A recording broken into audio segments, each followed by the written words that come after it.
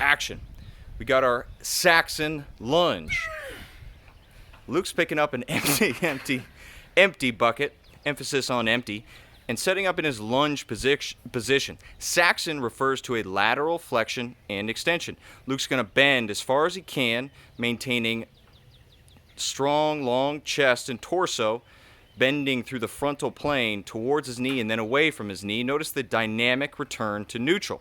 So we want you to pick up any object. Weight challenges your ability. We'd rather go longer in the distance that you travel than heavier. See, he's trying to bend as far as he can, but maintaining good neutral hips and lunge position far as he can with a dynamic return to neutral, pushing that object away.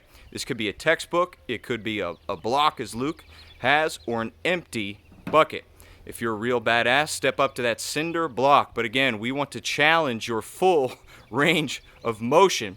So find an object that challenges your ability to move through your full range of motion, and then a dynamic return to neutral with zero rotation.